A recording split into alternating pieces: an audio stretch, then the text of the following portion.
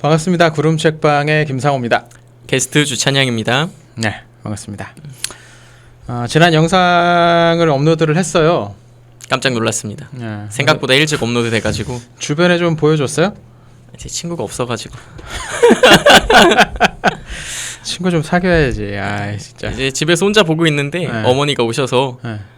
이게 왜 여기에 네가 나오냐고 네. 이렇게 놀래시더라고요. 네. 근데 뭐 다른 말씀 안 하시고 다음 촬영할 때는 머리 좀 잘하고 촬영하라고. 주변 반응을 좀 물어보려고 했는데 친구가 없다고 그러니까 참. 친구 소개 좀 해주세요. 나한테?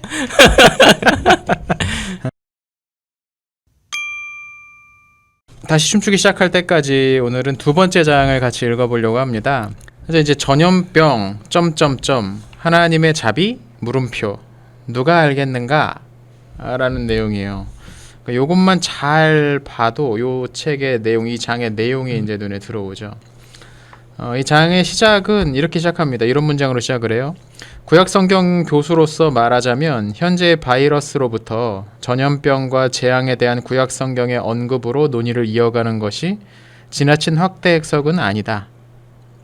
물론 정확하게 상응하는 것은 아니지만 그 둘은 우리가 충분히 상상하고 묵상할 수 있을 정도로 가까운 관계다라고 시작을 합니다. 이런 식의 얘기들을 많이들 하니까 제가 저번 영상에서도 질문했던 내용이었던 것 같아요. 교회들에서 이런 식으로 적용들을 많이 하죠. 맞아요. 비단 뭐 지금 이 코로나뿐만 아니라 그 예전에 있었던 여러 재앙들, 진짜 오래전 이야기인데 쓰나미. 쓰나미. 동남아시아 쪽에 엄청나게 그 지진의 일이 일어났을 때 그거 가지고서 그 다음 날에 그게 아마 수요일인가 목요일인가 아마 그랬던 것 같아요. 크리스마스 전후였던 것 같은데 그해 어떤 대형교회 목사님이 설교하면서 그 사람들이 성탄절에 교회 와서 예배 안 드리고 놀러 가가지고 벌 받아서 그렇게 됐다 뭐 그런 식의 이야기를 해가지고 무리를 좀 일으키셨던 적이 있었거든요. 근데 여기서 이제 조금 조심스럽게 시작하는 느낌이 좀 들어요. 그 이유는 뭐냐면 방금 얘기한 그런 사람들 때문에, 그러니까 이 재앙을 하나님의 심판으로 너무 직접적으로 연결하고 오직 그 해석만 있는 것처럼 생각을 하니까 그런 사람들 때문에 오히려 정말로 그런 면이 있는데 그런 얘기가 하기가 조금 어려워지는 감이 좀 있다는 거죠. 저자는 이제 이야기하면서 사무엘하 24장의 이야기를 끄집어냅니다. 이게 뭔 내용이죠? 사무엘하 24장에는 다윗이 인구조사를 했던 내용이 나옵니다. 인구조사를 해서 하나님이 벌하시는 그러한 내용들이 나오고, 벌의 종류로는 기근, 칼, 전염병 이렇게 세 가지가 주어지게 되고 다윗은 이 셋 중에 하나를 선택해야 되는 상황에 봉착합니다. 그때 이제 다윗이 선택했던 게 사흘 동안 이어질 전염병이었죠. 네, 맞아요. 네. 여기서 다윗은 전염병을 선택을 했는데 제가 만약 다윗이었다면은 좀 이기적이게 기근을 선택하지 않았을까. 너무 길잖아. 기근 3년 동안의 기근이면. 저는 안 굶었잖아요. 난 왕이니까. 63쪽에 그와 관련해서 이런 구절이 나오죠. 다윗은 고통의 기간이 다른 저주들보다 짧기 때문에 이것을 선택한 게 아니었다. 그는 전염병이 야훼로부터 직접 오는 것이기 때문에 선택했다. 그는 기근보다 야훼의 직접적 행위가 더 낫다고 생각한다. 기근은 틀림없이 어떤 사람을 희생시켜서 소수의 이익을 초래하는 결과를 낳을 것이며 뭐 점점점 이 얘기가 나와요. 이제 기근을 생각해 보면 그렇죠. 기근은 모든 사람에게 덮치긴 하는데 재앙이라는 게 그렇잖아요. 재앙 상황에서 가장 큰 피해를 입는 건 가장 약한 사람들이거든요. 그렇죠. 뭐 왕은 굶지 않을 테니까요. 네, 뭐 기근만 그렇죠. 왕은 굶지 않을 테니까.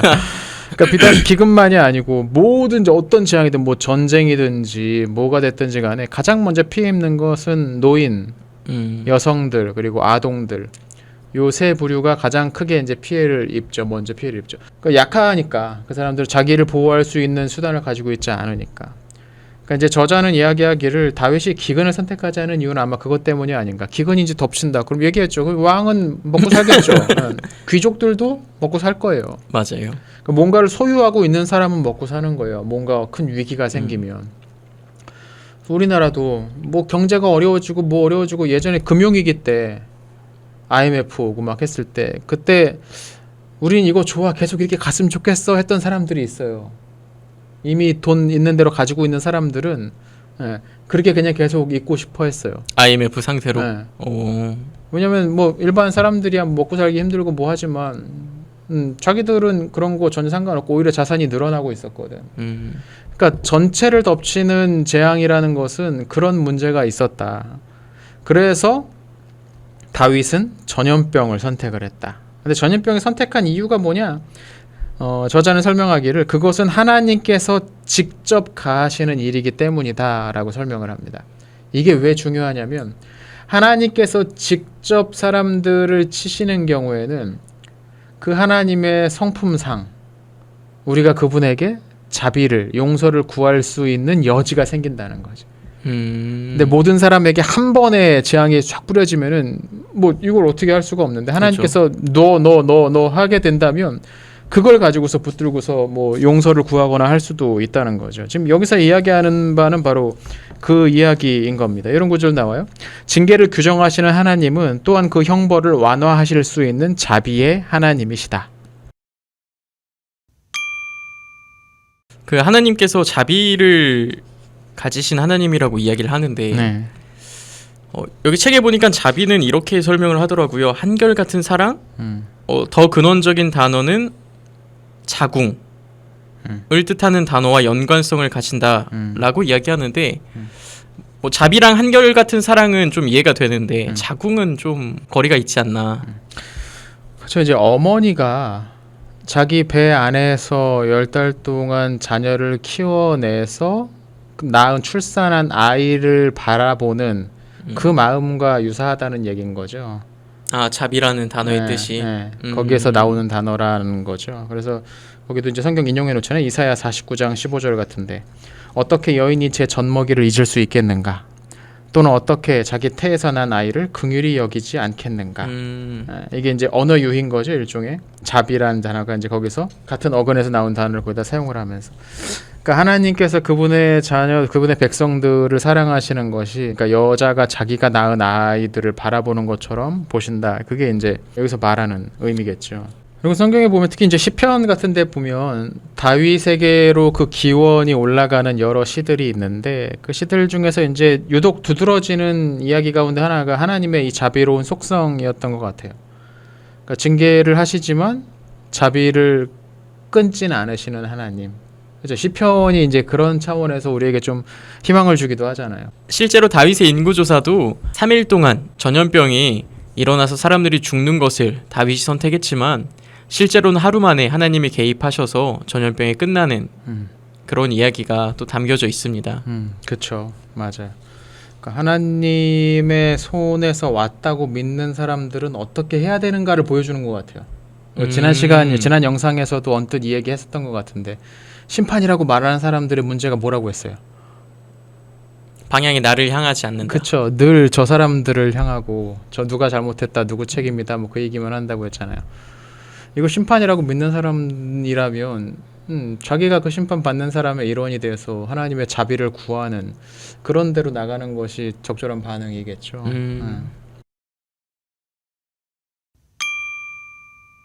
이 장의 그 마지막 부분에서 흥미로운 주장을 합니다. 여기 열린 상상으로의 초대라는 이름이 이제 붙어 있는데 이 내러티브를 바이러스라는 위기에 직면한 우리의 실제 삶에 곧바로 옮길 수는 없다. 성경은 종종 쉽게 적용되지 않는다.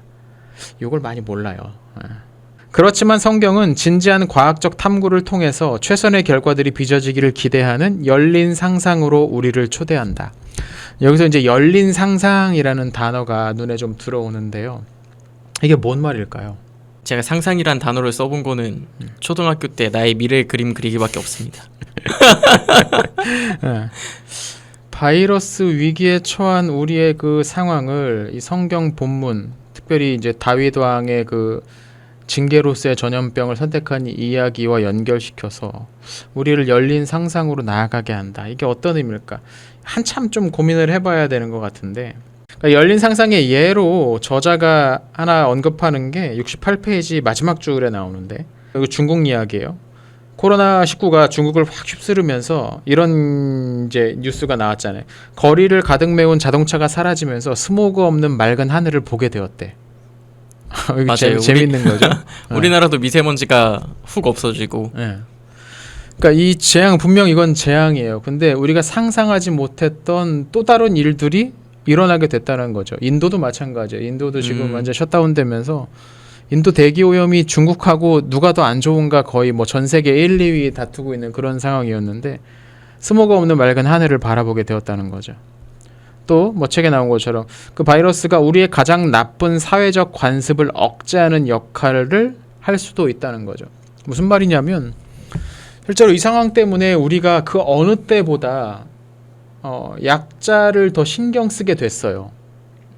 맞아요. 그 이전보다 훨씬 더 약자들의 삶의 상황이라든지 그들이 어떻게 살아가고 있는지 어떻게 힘들게 살아가고 있는지에 대해서 훨씬 더 이전보다 많이 듣게 됐고 그러면서 자연스럽게 관심도 더 거기 많이 갖게 되었다는 거죠. 그러니까 이건 우리가 상상하지 못했던 일이죠. 이 바이러스 이 확산이라는 상황을 가지고 상상하지 못했던 일이죠. 그러니까 아마 저자는 이런 이야기를 하는 게 아닌가 싶어요. 이 바이러스 이 상황 가운데서 우리가 예전에 상상하지 못했던 생각하지 못했던 그런 부분들이 우리 눈에 이제 비로소 보이게 되었고 실제로 그 영역에서 이전보다 나은 상태가 되기도 했다는 거죠. 그러니까 이 바이러스 상황을 가지고서 우리가 특별히 이제 교회가 기독교인들이 열린 상상을 가져야 된다. 뭐 이런 주장인데 참 필요한 것 같아요. 교회가 이제까지 해왔던 것, 이제까지 집중해왔던 것은 뭐였냐면 얼마나 많은 사람들을 예배당 안으로 많이 끌어들일 것인가였어요. 솔직히 이야기하면. 교회가 떠올리는 것은 거의 거기에 초점이 다 맞춰져 있었다는 거죠. 근데 이제 그게 안 돼요. 그걸 할 수가 없는 상황이에요. 그렇게 되니까 이제 교회가 해야 될 다른 일들, 정확히 얘기하면 교회가 원래도 했어야 했는데 그동안 충분히 못했던 일들에 눈을 돌릴 수 있게 되었다는 거죠. 그러니까 이런 차원에서 우리의 상상력을 열어준다라는 것은 상당히 탁월한 지적이 아니었나 그런 생각이 듭니다. 목사님 말씀하시면서 드는 생각이 약자를 되돌아볼 수 있게 되었다고 했는데 사실 강자의 입장에서는 약자를 볼 수가 없잖아요. 높이 있는 사람은 아래 있는 사람을 잘 보지 못하니까요. 근데 오히려 이 바이러스로 인해서 우리가 약자가 된 게 아닌가. 그래서 우리 눈에 조금씩 더 들어오는 게 아닌가 이런 생각이 들어요. 그렇게도 볼 수 있겠네요. 좋은 통찰이네요. 교회가 할 수 있는 일이 굉장히 많다고 저는 생각하거든요. 교회가 교회로서 할 수 있는 일들이 굉장히 많아요. 그냥 교회 같은 조직이 없거든. 맞아요. 이 세상에 어떤 조직이 자발적으로 자기 시간 내고 힘들이고 돈까지 들여가면서 나와가지고 한참 일하고 가. 돈 벌라고 나오는 것들은 많고 아니면 거기서 뭔가 내 즐거움을 찾으려고 최소한 보람을 찾든지 뭐 그런 걸 하려고 오는 데는 많은데 교회는 그런 것과 전혀 다른 기관이거든요. 엄청난 자원들이 있어요. 거기 인적 자원도 있고 물적 자원도 있고. 근데 이게 이제 충분히 그 가지고 있는 잠재력을 잘 사용했느냐 이 부분을 이제 좀 생각해 봐야 되는 거죠. 교회는 더 할 수 있거든요. 모이진 못하더라도 모일 때보다 더 많은 일들을 할 수 있다고 생각을 해요. 우리가 상상력만 열면. 근데 그걸 이제 열지 못하면 답이 없지 이제. 다시 강자의 세계로. 여전히 다시 어떻게 이거 빨리 끝나서 사람들 다시 예배당에 채울까 요 고민들만 하고 있다면 아마 이 사태가 지나가고 나서도 한동안 감 못 잡을 가능성이 높습니다. 마지막 문장이 이런 내용이요. 다윗과 더불어 우리는 마지막 단어가 전염병이 아니라 바로 하나님의 자비라고 감히 상상할 수 있을 것이다. 이 일이 하나님으로부터 온 거라고 심판이 됐든 뭐가 됐든 하나님으로부터 온 거라고 생각한다면 그것을 보내신 하나님을 붙들고 기도해야겠죠. 우리는 하나님의 자비를 구해야 되는 거죠. 지난 시간에 얘기한 것처럼 이걸 가지고서 누구를 저주하고 비난하고 공격할 것이 아니고 이게 정말 하나님의 손에서 왔다고 생각한다면 그걸 주신 하나님께 가서 매달려야 되는 거지. 하나님의 자비를 구하면. 그렇게 됐을 때 저자가 이야기한 또 다른 상상력의 어떤 그런 세상이 열리면서 우리가 이전에 생각하지 못했던 일들도 우리에게 임할 수 있지 않을까. 이번 장에서도 마지막에 이러한 기도문을 적어두었습니다. 온갖 교만한 계산을 일삼는 우리도 주님 앞에 마땅히 책임을 져야 합니다. 우리의 거만한 값을 치르기 위해 우리는 주님을 선택해야 합니다. 우리는 주님과 그분의 긍휼히 여기심을 선택합니다. 우리는 주님을 선택합니다. 왜냐하면 우리를 우리의 죄악대로 다루지 않으시며 우리에게 우리의 허물대로 갚지 않으시는 분임을 믿기 때문입니다. 그래서 우리는 주님을 선택합니다. 그리고 다시 시작합니다. 징계를 받고 새로운 가능성을 가득 품고서. 아멘. 이 상황에서 우리가 할 수 있는 건 역시 하나님의 자비를 구하는 일이겠죠. 그 일이 우리에게 우선이 돼야 되는 거겠죠. 이 괴로움 가운데서, 그 가운데서도 하나님께서 우리를 향한 그 마음, 변치 않는 그 사랑이 있다는 걸 기억하면서 그것을 의지하면서 이것을 이겨나갈 수 있어야겠죠. 교회 안에서 좀 그런 움직임들이 많았으면 좋겠어요. 근데 그렇게들 좀 되고 있나 모르겠어. 우리의 죄를 우리 회개합시다. 우리의 문제들 또는 우리 사회가 지니고 있었던 어떤 근본적인 모순되는 그 부분들, 그것들을 우리가 좀 해결해 봅시다. 이런 목소리들이 나와야 되는데 자꾸 희생양만 찾으려고 하니까 좀 안타깝죠. 그래서 우리는 주님을 선택합니다. 그리고 다시 시작합니다. 이 문장 참 좋네요. 교회는 이제 다시 시작해야 될 것 같습니다. 이 상황에서. 오늘은 이 짧은 2장을 같이 좀 읽어봤습니다. 이 책 같이 읽고 계시는 분들 좀 계시나 모르겠어요. 댓글 좀 달아주시면서 소감이나 그런 것들 같이 좀 읽어 나갔으면 좋겠습니다. 다음 시간에는 세 번째 장으로 찾아오겠습니다. 감사합니다. 감사합니다.